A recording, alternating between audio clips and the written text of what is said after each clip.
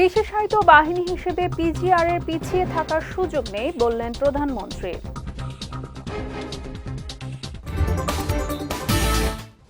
সরকারি ব্যানার বিলবোর্ডে প্রধানমন্ত্রীর ছবি নিষিদ্ধ, পরিপত্র জারি।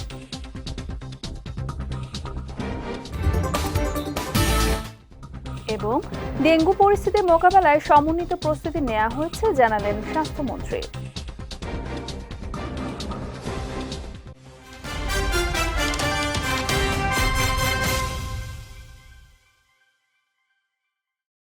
আসসালামু আলাইকুম। পুষ্টিজা নিবেদিত বিজয় রাতের সংবাদে আমন্ত্রণ জানাচ্ছি আমি সাদিয়া রেজওয়ানা তন্নি। শুনছিলেন শিরোনাম, এবারে বিস্তারিত।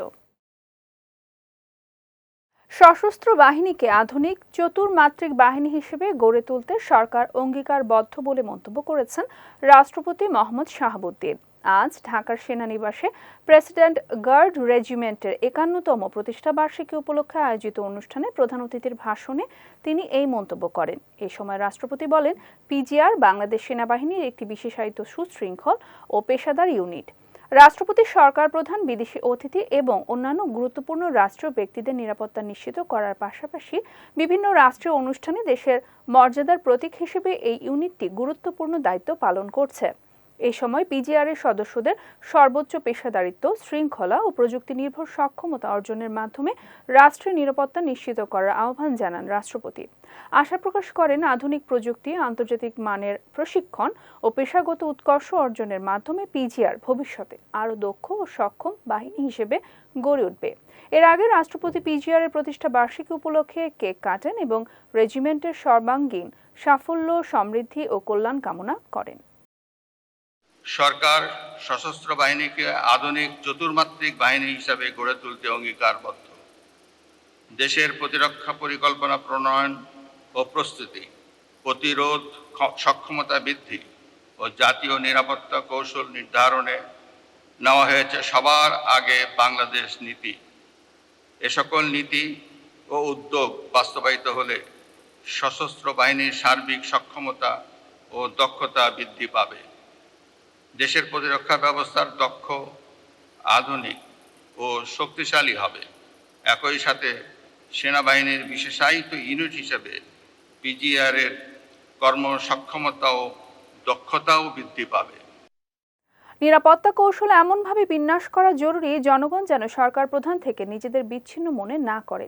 দুপুরে ঢাকা সেনানিবাসে পিজিআর সদর দপ্তরে প্রেসিডেন্ট গার্ড রেজিমেন্টের ৫১তম প্রতিষ্ঠা বার্ষিকীর অনুষ্ঠানে যোগ দিয়ে এই কথা বলেন প্রধানমন্ত্রী তারেক রহমান। তিনি বলেন, গণতান্ত্রিক রাষ্ট্রের সরকার প্রধান হিসেবে জনগণের উপর আস্থা ও বিশ্বাস থাকতে হবে। প্রধানমন্ত্রী আরও বলেন, একটি বিশেষায়িত বাহিনী হিসেবে প্রশিক্ষণ ও প্রযুক্তিতে পিজিআর এর পিছিয়ে থাকার সুযোগ নেই। এই সময় সাইবার নিরাপত্তা সহ সকল চ্যালেঞ্জ মোকাবেলায় সব বাহিনীকে সতর্ক থাকার আহ্বান জানান তিনি। প্রধানমন্ত্রী আরও বলেন, সশস্ত্র বাহিনী নিয়মানুবর্তিতা ও পেশাদারিত্ব বজায় রাখলে দেশের সার্বভৌমত্ব আর হুমকির সম্মুখীন হবে না। গণতান্ত্রিক সরকারের প্রধান হিসাবে আমি জনগণের বিশ্বাস এবং ভালোবাসার উপরে আমার আস্থা এবং নির্ভরতা বজায় রাখতে চাই। সুতরাং নিরাপত্তা কৌশল যাতে সরকার প্রধান থেকে জনগণ থেকে দূরে ঠেলে না দেয়, সেদিকে বিশেষভাবে লক্ষ্য রাখার জন্য আমি আপনাদের প্রতি বিশেষভাবে আহ্বান জানাই।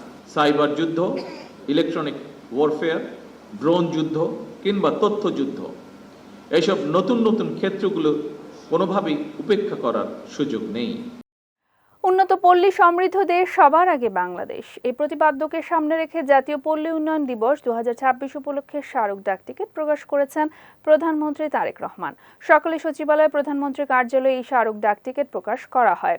১০ টাকা মূল্যমানের স্মারক ডাক টিকিটের সঙ্গে একটি উদ্বোধনী খাম ও ৫ টাকা মূল্যমানের একটি ডাটা কার্ডও প্রকাশ করা হয়। এ সময় স্থানীয় সরকার মন্ত্রী মির্জা ফখরুল ইসলাম আলমগীর ও প্রতিমন্ত্রী মীর শাহে আলম উপস্থিত ছিলেন। ৬ জুলাই জাতীয় পল্লী উন্নয়ন দিবস উপলক্ষে বাংলাদেশ ডাক বিভাগ প্রতি বছর বিশেষ স্মারক ডাক টিকিট, উদ্বোধনী খাম ও ডাটা কার্ড প্রকাশ করে থাকে। এই উদ্যোগের মূল উদ্দেশ্য হল দেশের গ্রামীণ অর্থনীতি ও পল্লী উন্নয়নে অবদানের স্বীকৃতি প্রদান এবং দিবসটির তাৎপর্য জনসম্মুখে তুলে ধরা। সরকারি যে কোনো অনুষ্ঠানে ব্যবহৃত ব্যানার, ফেস্টুন ও বিলবোর্ডে প্রধানমন্ত্রীর ছবি ব্যবহার সম্পূর্ণরূপে নিষিদ্ধ করা হয়েছে। রোববার মন্ত্রিপরিষদ বিভাগের সাধারণ অধিশাখা থেকে জারিকৃত এক পরিপত্রে এই নির্দেশনা দেয়া হয়। এতে বলা হয়েছে, সরকারি অনুষ্ঠানের ব্যানার, ফেস্টুন বা বিলবোর্ডে 3D কিংবা অন্য কোনো আঙ্গিকে প্রধানমন্ত্রীর ছবি ব্যবহার করা যাবে না। প্রচারণামূলক উপকরণের নকশা এমনভাবে তৈরি করতে হবে যেন তাতে অনুষ্ঠানের উদ্দেশ্য, বার্তা ও বিষয়বস্তু সুস্পষ্টভাবে প্রতিফলিত হয়। আরও বলা হয়, এইসব ক্ষেত্রে অনুষ্ঠানের বিষয়বস্তুকে সর্বোচ্চ প্রাধান্য দিয়ে প্রয়োজনীয় ও সামঞ্জস্যপূর্ণ তথ্য উপস্থাপন করতে হবে। বিষয়টি অতীব গুরুত্বপূর্ণ এবং অনতিবিলম্বে কার্যকর হবে বলেও জানিয়েছে মন্ত্রিপরিষদ বিভাগ। ডেঙ্গু পরিস্থিতি মোকাবেলায় সরকার জেলা থেকে উপজেলা পর্যায় পর্যন্ত সমন্বিত প্রস্তুতি নিয়েছে বলে জানিয়েছেন স্বাস্থ্যমন্ত্রী সরদার মোহাম্মদ সাখাওয়াত হোসেন। আজ রাজধানী জাতীয় নিউরো সায়েন্স হাসপাতালের নতুন ভবন উদ্বোধন উপলক্ষে আয়োজিত প্রস্তুতিমূলক সভায় তিনি এই কথা জানান। বলেন, গত বছরের তুলনায় চলতি বছর ডেঙ্গু পরিস্থিতি ভালো রয়েছে। রোগী ব্যবস্থাপনায় সমন্বিত পরিকল্পনা নেওয়ার পাশাপাশি পর্যাপ্ত স্যালাইন মজুদ, মোবাইল হাসপাতাল প্রস্তুত এবং চিকিৎসকদের প্রশিক্ষণের ব্যবস্থা করা হয়েছে।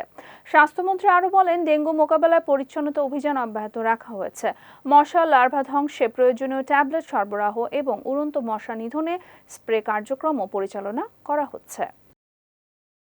ডেঙ্গুর ব্যাপারে আপনারা জানেন, আমরা গত 2 মাস যাবতীয় আমরা প্রস্তুতি নিচ্ছি। As compare to the previous years আমরা যেই ডাটা পেয়েছি, আল্লাহর রহমতে গতবারের তুলনায় আমরা এবার অনেকটা বেটার পরিস্থিতিতে আছি। যদি আধিক্য দেখা যায় রোগীর, আমরা মোবাইল হসপিটালও রেডি রেখেছি, পর্যাপ্ত পরিমাণে স্যালাইন সংগ্রহ করে রেখেছি। প্রযুক্তির দ্রুত বিকাশ ও ডিজিটাল ইকোসিস্টেমের বিস্তারের ফলে সৃষ্ট নতুন বাস্তবতার সঙ্গে সামঞ্জস্য রেখে তথ্য সম্প্রচার মন্ত্রণালয়ের বিদ্যমান আইন, বিধি ও নীতিমালা সময়োপযোগী করা হবে বলে জানিয়েছেন তথ্য সম্প্রচার মন্ত্রী জহিরুদ্দিন স্বপন। আজ তথ্য সম্প্রচার মন্ত্রণালয়ের সভাকক্ষে আইন সময়োপযোগীকরণ এবং নতুন আইন প্রণয়ন সংক্রান্ত এক সভায় সভাপতির বক্তব্যে তিনি এসব কথা বলেন। মন্ত্রী বলেন, বর্তমান সময়ে মানুষের জীবনযাপন, চিন্তাভাবনা, যোগাযোগ ও সামাজিক আচরণের সঙ্গে ডিজিটাল প্রযুক্তি ওতপ্রোতভাবে জড়িয়ে গেছে। প্রযুক্তি যেমন মানুষের জন্য আশীর্বাদ হয়ে এসেছে, তেমনই এর সঙ্গে নতুন ধরনের ঝুঁকি ও চ্যালেঞ্জও তৈরি হয়েছে। এসব চ্যালেঞ্জ চিহ্নিত করে সেগুলোকে একটি কার্যকর আইনি কাঠামোর আওতায় আনা এখন সময়ের দাবি।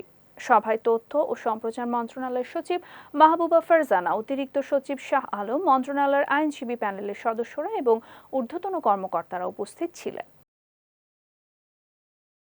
আওয়ামী লীগের বিরুদ্ধে সব অভিযোগ আমলে নিয়েছেন ট্রাইব্যুনাল এবং এই বিষয়ে তদন্ত চলছে বলে জানিয়েছেন আন্তর্জাতিক অপরাধ ট্রাইব্যুনালের চিফ প্রসিকিউটর মোহাম্মদ আমিনুল ইসলাম।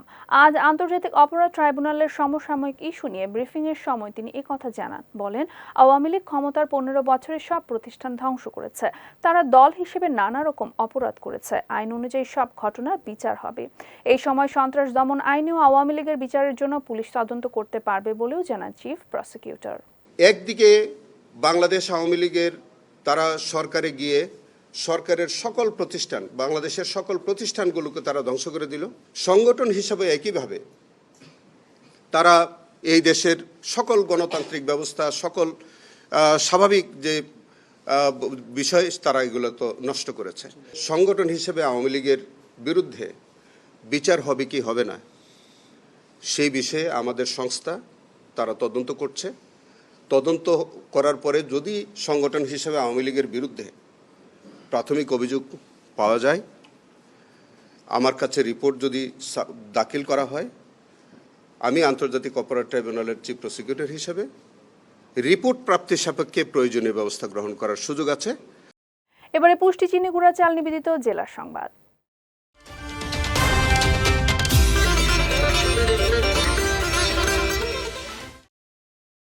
প্রবাসীদের দীর্ঘদিনের দাবি ও প্রত্যাশার সিলেট ম্যানচেস্টার রুটের ফ্লাইট এখন থেকে নিয়মিত থাকবে বলে জানিয়েছেন বেসামরিক বিমান পরিবহন ও পর্যটন মন্ত্রী আফরোজা খানম রিতা। দুপুরে সিলেট MAG ওসমানী আন্তর্জাতিক বিমানবন্দরে ম্যানচেস্টার থেকে সরাসরি ফ্লাইটে আসা যাত্রীদের স্বাগত জানানোর সময় তিনি একথা জানান। মন্ত্রী আরও জানান, প্রধানমন্ত্রীর নির্দেশনায় এই ফ্লাইট নিয়মিত রাখার পাশাপাশি সিলেট বিমানবন্দরে আরও আন্তর্জাতিক ফ্লাইট বাড়ানো এবং প্রবাসী হয়রানি বন্ধে উদ্যোগ নেওয়া হয়েছে। এই সময় বিমানবন্দরে বাণিজ্য মন্ত্রী খন্দকার আব্দুল মুক্তাদির MP এবং প্রধানমন্ত্রীর পররাষ্ট্র উপদেষ্টা হুমায়ুন কবির সহ প্রশাসনের সংশ্লিষ্ট কর্মকর্তারা উপস্থিত ছিলেন।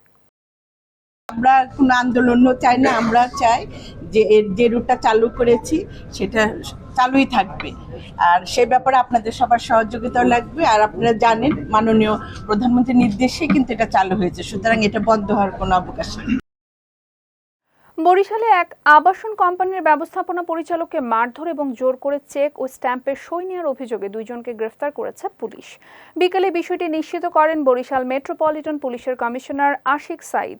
গ্রেফতারকৃতরা হলেন মোস্তাফিজুর রহমান লিটু ও আবুল কালাম আজাদ। এর আগে গত 27 জুন রাতে নগরের বাকলা ডেভেলপার্স প্রাইভেট লিমিটেডের কার্যালয়ে একদল লোক প্রবেশ করে আব্দুল আজিজের উপর হামলা চালায়। হামলাকারীরা তাকে মারধর ও মানসিক নির্যাতন করে স্ট্যাম্পে এবং চেকে স্বাক্ষর করিয়ে নেয়। এই ঘটনায় ভুক্তভোগী আদালতে অভিযোগ দায়ের করেন। এই বিষয়ে আদালতের নির্দেশে এফআইআর গ্রহণের পর আজ বিকেলে নগরের টপ 10 এলাকা থেকে মোস্তাফিজুর রহমান লিটু ও আবুল কালাম আজাদ নামে ওই 2 জনকে গ্রেফতার করে পুলিশ। যাচ্ছি পুষ্টি ড্রিঙ্কিং ওয়াটার নিবেদিত খেলার সংবাদে।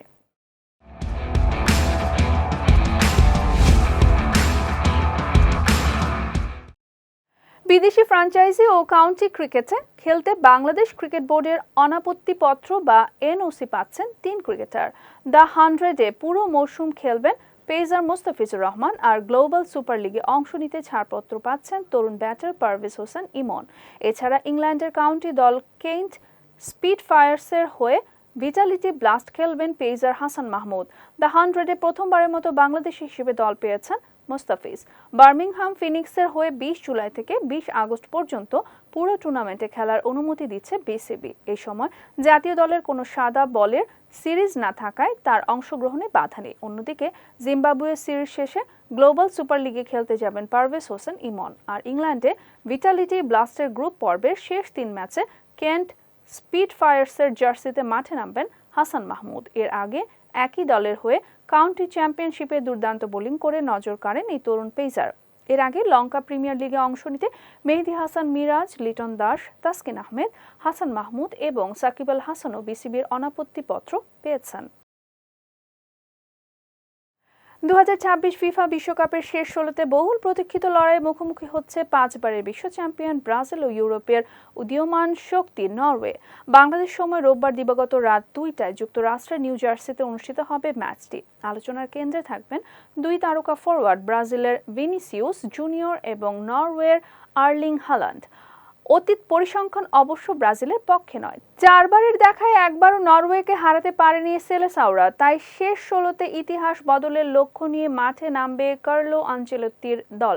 গ্রুপ পর্বে অপরাজিত থেকে নকআউটে ওঠা ব্রাজিল রাউন্ড অফ 32তে জাপানকে 2-1 গোলে হারিয়ে শেষ 16 নিশ্চিত করে। অন্যদিকে আইভরি কোস্টকে নাটকীয়ভাবে 2-1 ব্যবধানে হারিয়ে প্রথমবারের মতো বিশ্বকাপের নকআউট পর্বে জয় পায় নরওয়ে। নরওয়ের সবচেয়ে বড় শক্তি আর্লিং হালান্ড। অভিষেক বিশ্বকাপে 5 গোল করে দুর্দান্ত ছন্দে রয়েছেন এই স্ট্রাইকার। অন্যদিকে 4 গোল করা ভিনিসিয়াস জুনিয়র ব্রাজিলের আক্রমণের প্রধান ভরসা। ফলে 2 তারকার দৌড়ে শেষ 8-এর টিকিট কার হাতে উঠবে সেটি এখন ফুটবল প্রেমীদের সবচেয়ে বড় অপেক্ষা। পুষ্টিচা নিবেদিত বিজয় রাতের সংবাদ শেষ করার আগে শিরোনামগুলো দেখে নিচ্ছি আরও একবার।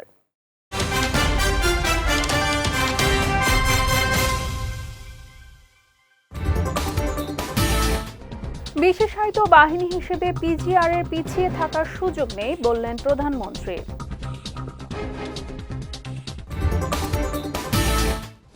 সরকারি ব্যানার বিলবোর্ডে প্রধানমন্ত্রীর ছবি নিষিদ্ধ, পরিপত্র জারি।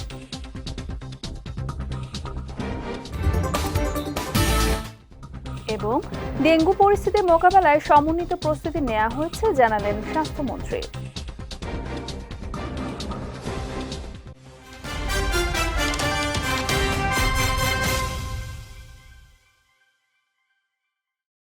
বিজয় রাতের সংবাদ শেষে আজকের মতো আমি সাদিয়া রেজওয়ানা তনি আপনাদের কাছ থেকে বিদায় নিচ্ছি। আগামীকাল একই সময় নতুন সব খবর দেখতে চোখ রাখুন বিজয় টিভিতে। এছাড়াও আজকের বিজয় রাতের সংবাদের ভিডিও দেখতে পারেন আমাদের ইউটিউব এবং ফেসবুক পেজে। আমাদের ইউটিউব হলো youtube.com/bijaytv অফিসিয়াল এবং আমাদের ফেসবুক পেজ হলো facebook.com/bijaytv লিমিটেড। এতক্ষণ সঙ্গে থাকার জন্য ধন্যবাদ সবাইকে।